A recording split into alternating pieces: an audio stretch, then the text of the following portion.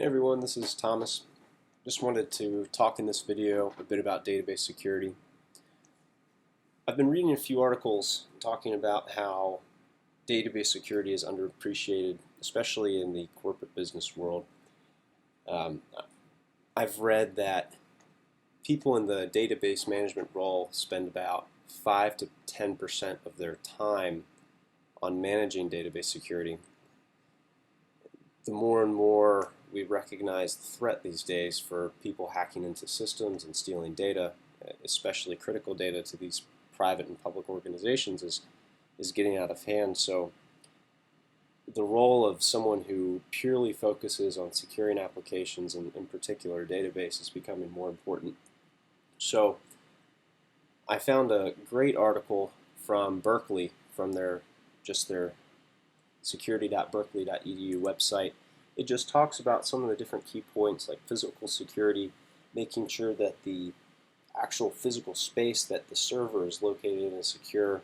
People who have authorized access are documented.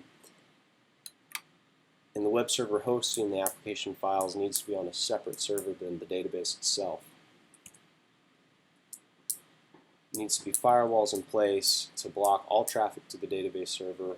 Only the web application itself should have direct access through the firewall via an exception. And any kind of change to firewall exceptions or updates to the firewall needs to go through some sort of pre-planned change management system. Also from Berkeley, talking about the software, any kind of software that interacts with the database should be kept up to date with the latest security patches from the vendor.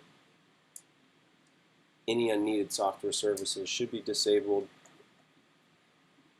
Accounts provided by the software vendor need to be changed or deleted. Passwords must contain a value. The more complex, the better.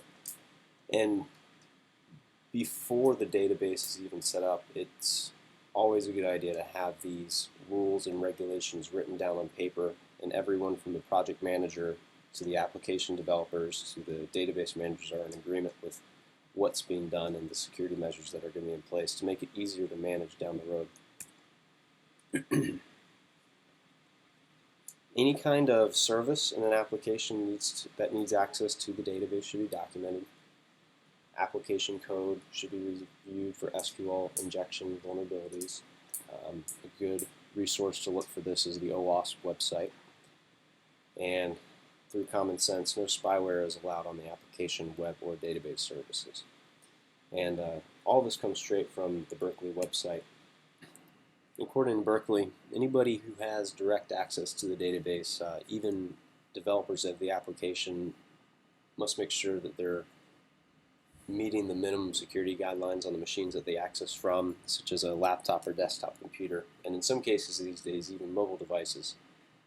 On top of that, anybody who has access to restricted data, even if they're not working directly with the database, should adhere to those same minimum security guidelines. Any kind of restricted data should not be sent over a messaging service such as email, text, or even in some cases like Google Talk. I actually see that at the company that I work at. A lot of communication is sent over the Google Talk, and we had to crack down on it because people were talking about work topics over it, and that data is not ours. That data belongs to Google. So any kind of messaging service for restricted data is definitely a no-no. And finally, anyone with administration access to the server that holds the database, they need to adhere to those minimum security guidelines. The fewer the people that have access, the better. And those who do have access should sign a non-disclosure agreement.